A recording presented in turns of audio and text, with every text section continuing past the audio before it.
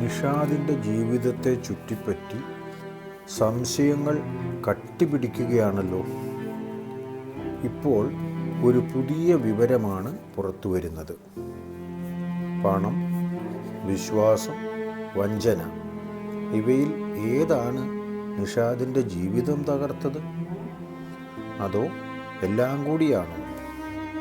കേൾക്കുക കൊലയാളി ഭാഗം 52. അതുകൊണ്ട് ജീവൻ ജോസ് രാജു ഇൻസ്പെക്ടറിൽ നിന്നും അയാളുടെ അഡ്രസ്സ് വാങ്ങി. അയാൾക്ക് എന്താണ് പറയാനുള്ളത് എന്നറിയണമല്ലോ. അയാൾ എന്തെങ്കിലും മറയ്ക്കുന്നുണ്ടോ എന്നും അറിയാമല്ലോ.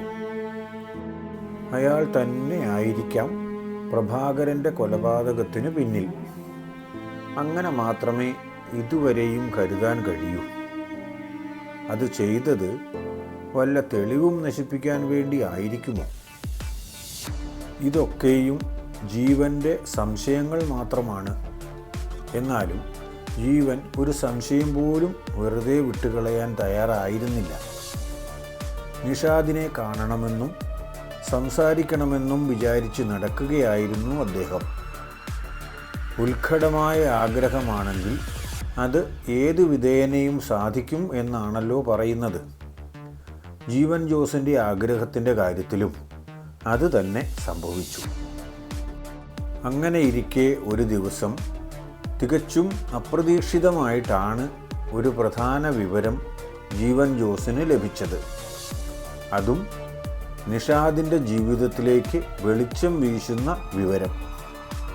നിഷാദിനെ സംബന്ധിച്ച് പഠനം നടത്തിയ ഒരു പത്ര റിപ്പോർട്ടറിൽ നിന്നാണ് ജീവന് വിവരം കിട്ടിയത്. ശശിധരൻ എന്നാണ് റിപ്പോർട്ടറുടെ പേര്. ശശി എന്ന് ചുരുക്കി വിളിക്കും. മെലിഞ്ഞു നീണ്ട ഒരു താടിക്കാരൻ. സംസാരിക്കുമ്പോഴും സദാസമയം താടിയിൽ ഒഴിഞ്ഞുകൊണ്ടിരിക്കും. നീണ്ട ജുബ്ബയും നിറം മങ്ങിയ മുണ്ടുമാണ് വേഷം. എല്ലാം കൊണ്ടും അയാൾ ഒരു ബുദ്ധിജീവിയായി കാണപ്പെടുന്നു. മനഃപൂർവ്വം ബുദ്ധിജീവിയായി കാണപ്പെടാൻ ശ്രമിക്കുന്നതാണോ, അതോ അയാളുടെ പ്രകൃതി തന്നെ അങ്ങനെയാണോ എന്നത് കൂടുതൽ അറിയുമ്പോൾ മാത്രമേ പറയാൻ കഴിയൂ. അയാൾക്ക് പറയാനുണ്ടായിരുന്നത് നിഷാദ് എന്ന ചെറുപ്പക്കാരനെ കുറിച്ചായിരുന്നു. അതുതന്നെയാണല്ലോ ജീവന് അറിയാൻ താല്പര്യമുള്ള വിഷയവും. അതുകൊണ്ട് തന്നെ അവർ വിശദമായി സംസാരിക്കാൻ തീരുമാനിച്ചു. അതിന് പറ്റുന്ന ഒരു സാഹചര്യം കൂടി ഒത്തുകിട്ടണമല്ലോ. പറയുന്ന കാര്യങ്ങൾ മറ്റാരുടെയും ശ്രദ്ധയിൽപ്പെടാതെ തന്നെ കിട്ടിയെങ്കിൽ മാത്രമേ ജീവന് കാര്യമുള്ളൂ. ശശിയെ സംബന്ധിച്ചിടത്തോളം പറയണമെന്ന് മാത്രമേ ഉള്ളൂ. പക്ഷേ ജീവൻ്റെ താല്പര്യം അതല്ലല്ലോ. പറ്റിയ സൗകര്യം എവിടെയാണെന്ന് നോക്കിയപ്പോൾ ഒരു സ്ഥലം കണ്ടെത്തി. രണ്ടുപേരും ആ ചായക്കടയുടെ ഒഴിഞ്ഞ മൂലയിലിരുന്ന് സംസാരിക്കാൻ തുടങ്ങി. ശശിയിൽ നിന്നും കേട്ട വിവരങ്ങൾ മുഴുവനും തന്നെ ഉമ്മച്ചൻ്റെയും സംഘത്തിൻ്റെയും നിയമലംഘനത്തിൻ്റെ കഥകളായിരുന്നു. ഉമ്മച്ചന് പിന്നെ നിയമം അനുസരിക്കാൻ അറിയില്ലല്ലോ, ലംഘിക്കാനല്ലാതെ. അതുമൂലം ചിലരെങ്കിലുമൊക്കെ അനുഭവിക്കേണ്ടി വന്ന ദുരിതങ്ങളെയും കുറിച്ചാണ് ശശി പറഞ്ഞത്. അതിൽ തന്നെ പ്രധാനമായും അനുഭവിക്കേണ്ടി വന്നയാളാണ് നിഷാദ്. ഉമ്മച്ചനും ചെറിയാച്ചനും കൂടിയാണ് ഒരു ചിട്ടിക്കമ്പനി തുടങ്ങിയത് ചിട്ടിക്കമ്പനി ആയിട്ടാണെങ്കിലും വളരെ പെട്ടെന്ന് തന്നെ അത് ഒരു ബ്ലേഡ് കമ്പനിയായി വളർന്നു. നിക്ഷേപം സ്വീകരിക്കുകയും ലോണുകൾ നൽകുകയും ചെയ്യുന്ന ഒരു ബാങ്ക് ഇതര സ്ഥാപനമായിട്ടാണ് അത് വളർന്നത്. അതിൽ പിന്നെ പാർട്ട്ണർമാരായി വേറെ ആരൊക്കെയോ ഉണ്ടായിരുന്നു. അത് ആരൊക്കെയാണ് എന്ന കാര്യമൊന്നും ശശിധരന് പോലും അന്വേഷിച്ച് കണ്ടുപിടിക്കാൻ കഴിഞ്ഞിട്ടില്ല. കമ്പനി തുടങ്ങിയവർ രണ്ടുപേരും ഉണ്ടെന്നറിയാം. അവരുടെ കമ്പനിക്ക് വേണ്ടി ആവശ്യമായ സഹായങ്ങൾ ചെയ്യാൻ വേണ്ടി ഭരണതലത്തിൽ നിന്നും ഉദ്യോഗസ്ഥ തലത്തിൽ നിന്നും എല്ലാം ധാരാളം ആളുകൾ സഹകരണം വാഗ്ദാനം ചെയ്തു എന്നും അറിയാം. എല്ലാവരുടെയും സഹകരണത്തോടുകൂടി തുടങ്ങിയ സ്ഥാപനമായതുകൊണ്ട് അതിൻ്റെ വളർച്ചയും അതിവേഗമായിരുന്നു. നോക്കി നിൽക്കുമ്പോൾ വളർന്നു എന്നൊക്കെ പറയില്ലേ, അതുപോലെ. നിലവിലുള്ളതിനേക്കാൾ 3-4% കൂടുതലാണ് അവർ വാഗ്ദാനം ചെയ്ത പലിശ. അതുവരെ ഏറ്റവും കൂടുതൽ പലിശ ഡെപ്പോസിറ്റിന് നൽകിക്കൊണ്ടിരുന്നത് സഹകരണ ബാങ്കുകളാണ്. എന്നാൽ ഉമ്മച്ചൻ്റെ സ്വകാര്യ പണമിടപാട് സ്ഥാപനം വാഗ്ദാനം ചെയ്ത പലിശ സഹകരണ ബാങ്കിൽ നിന്ന് ലഭിക്കുന്നതിനേക്കാൾ 8% വരെ കൂടുതലായിരുന്നു. അതായത് ആകെ പലിശ 20%. ആദ്യമൊക്കെ പൊതുജനങ്ങൾ മടിച്ചു നിന്നു. എങ്കിലും ഡെപ്പോസിറ്റ് ചെയ്തവർക്കെല്ലാം കൃത്യമായി വേണ്ട സമയത്ത് പണം പിൻവലിക്കാൻ കഴിയുന്നു എന്ന വിവരം എല്ലാവരുടെയും മടി മാറ്റി. അതോടെ മറ്റു ബാങ്കുകളിൽ ഡെപ്പോസിറ്റായി ഉണ്ടായിരുന്ന തുകയൊക്കെ കാലാവധി കഴിയുമ്പോൾ ഉമ്മച്ചൻ്റെയും ചെറിയാച്ചൻ്റെയും സ്ഥാപനത്തിലേക്ക് മാറ്റാൻ തുടങ്ങി. ഡിപ്പോസിറ്റ് വരവ് കൂടി, ലോണും. നിഷാദിൻ്റെ കുടുംബത്തിന് സ്ഥലം വിറ്റ് കിട്ടിയ കുറേ പണം സഹകരണ ബാങ്കിൽ ഡെപ്പോസിറ്റ് ചെയ്തിട്ടുണ്ടായിരുന്നു. ഏതാണ്ട് 20 ലക്ഷത്തോളം രൂപ. വെറുതെ ഇടാനല്ല, സ്ഥലവും വീടും വാങ്ങാൻ തന്നെയാണ്. നല്ലൊരു സ്ഥലം ഒത്തുകിട്ടുമ്പോൾ അത് വാങ്ങണം എന്നായിരുന്നു നിഷാദിൻ്റെ അച്ഛൻ്റെ പദ്ധതി. അതിനായി സ്ഥലം നോക്കുന്നുമുണ്ടായിരുന്നു. അത്രയും കാലത്തെ പലിശ നഷ്ടപ്പെടുത്തണ്ടല്ലോ എന്ന വിചാരത്തിലാണ് സഹകരണ ബാങ്കിൽ പണം നിക്ഷേപിച്ചിരുന്നത്. അദ്ദേഹത്തിന് തൃപ്തികരമായ സ്ഥലം ഉടനെ ഒന്നും കിട്ടാത്തതുകൊണ്ട് സ്ഥലം നോട്ടം അങ്ങ് നീണ്ടുപോയി. മനസ്സിന് പിടിക്കാത്ത സ്ഥലം വാങ്ങുന്നതെങ്ങനെ? സ്ഥലം ഇഷ്ടപ്പെട്ടാൽ വീട് ഇഷ്ടപ്പെടില്ല. വീടും സ്ഥലവും ഇഷ്ടപ്പെട്ടാൽ ചിലപ്പോൾ അതിൽ വെള്ളം കാണില്ല. അങ്ങനെ അല്ലെങ്കിൽ വഴി കാണില്ല. അങ്ങനെ എന്തെങ്കിലുമൊക്കെ കുറവുകളാണ് നോക്കുമ്പോൾ. വാടകയ്ക്കല്ലാതെ ചെറിയൊരു പ്ലോട്ടിൽ അവർ താമസിക്കുന്നത് കൊണ്ട് പുതിയ സ്ഥലം വാങ്ങാനോ വീട് വയ്ക്കാനോ ഒന്നും അവർക്ക് തിരക്കില്ലായിരുന്നു. ഇഷ്ടപ്പെടാത്തത് ഒരു പ്രധാന കാരണവും അതുതന്നെയാണ്. അങ്ങനെ ഇരിക്കെയാണ് ഒരു ദിവസം ഉമ്മച്ചൻ്റെയും മറ്റും സ്ഥാപനത്തിൽ നിന്നും നിഷാദിൻ്റെ അച്ഛൻ ദിവാകരനെ അന്വേഷിച്ച് 1-2 പേർ ചെന്നത്. ബാങ്കിൽ പണം നിക്ഷേപിക്കുന്ന കാര്യം ആവശ്യപ്പെടാനാണ് അവർ വന്നത്. ഇപ്പോഴുള്ള പണം ബാങ്കിൽ നിക്ഷേപിച്ചിട്ടുണ്ട്, അത് സഹകരണ ബാങ്കിലാണെന്നും പറഞ്ഞപ്പോൾ അവർ പറഞ്ഞ മറുപടി കേൾക്കണ്ടേ?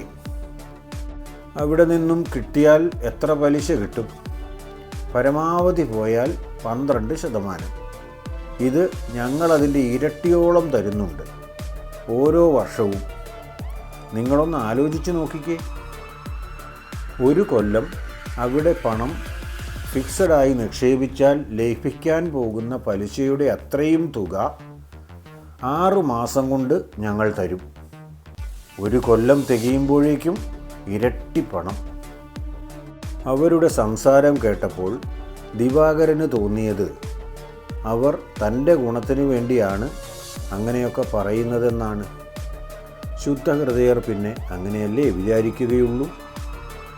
കാലാവധി തീരുന്നതിന് മുൻപ് സഹകരണ ബാങ്കിൽ നിന്നും പണം പിൻവലിച്ചാൽ ആ വർഷം കിട്ടേണ്ട പലിശ കുറേ നഷ്ടപ്പെടും. നഷ്ടം വരുന്നത് ദിവാകരന് തീരെ ഇഷ്ടമായിരുന്നില്ല. അതുകൊണ്ട് അവിടുത്തെ ഡെപ്പോസിറ്റിൻ്റെ കാലാവധി കഴിയുമ്പോൾ പണം പിൻവലിച്ച് ചെറിയാച്ചൻ്റെയും മറ്റും സ്ഥാപനത്തിൽ ഇടാമെന്ന് വാക്ക് പറഞ്ഞ് അവരെ തിരിച്ചയച്ചു. അല്ലെങ്കിലും ദിവാകരന് ആരോടും അങ്ങനെ പെട്ടെന്ന് എതിര് പറയാൻ അറിയില്ല. ഇനി വേണ്ടെങ്കിൽ പോലും ആലോചിക്കാം എന്ന് മാത്രമേ പറയൂ. പറയുന്നവർക്ക് വിഷമം തോന്നരുതല്ലോ എന്നാണ് ദിവാകരൻ കരുതുന്നത്. അതാണ് നിഷാദിൻ്റെ അച്ഛൻ്റെ സ്വഭാവം. ബാങ്കിൽ നിന്നും കാര്യങ്ങൾ പറയാൻ വന്നവർ പ്രതീക്ഷയോടെ തിരിച്ചുപോയി. ഒരു ഇരയെ കിട്ടിയതിൻ്റെ സന്തോഷമായിരുന്നില്ലേ അവർക്ക്? അവർ പോയതിനു ശേഷമാണ് ദിവാകരൻ ഭാര്യയോട് വിവരം പറഞ്ഞത്. സ്വതവേ ഏത് കാര്യത്തിലും സംശയാലുവായ ശ്യാമ അപ്പോൾ തന്നെ പറഞ്ഞു, സഹകരണ ബാങ്ക് ആകുമ്പോൾ നമ്മുടെ തന്നെ ബാങ്കല്ലേ, അതിൽ കിടക്കുന്നതല്ലേ നല്ലത്. ഇതിപ്പോൾ ഇവന്മാർ ബാങ്കും പൊളിച്ചു കൊണ്ടുപോയെങ്കിലോ? നാട്ടിൽ കഴിഞ്ഞ വർഷമല്ലേ ഒരു ബാങ്ക് പൊളിഞ്ഞത്? അവിടെ നിക്ഷേപിച്ചവരിൽ ഒരാൾക്ക് പോലും പണം കിട്ടിയില്ല എന്നുള്ള വിവരം നിങ്ങൾക്കും അറിയാവുന്നതല്ലേ. ആ കാര്യം ദിവാകരനും അറിയാം. കുറച്ചു പേർക്ക് മാത്രമേ അതിൽ നിന്ന് പണം കിട്ടിയുള്ളൂ എന്നും ഭൂരിപക്ഷം പേരുടെയും പണം നഷ്ടപ്പെടുകയാണ് ചെയ്തത് എന്നുമുള്ള കാര്യം അയാൾക്കും അറിയാവുന്നതാണ്.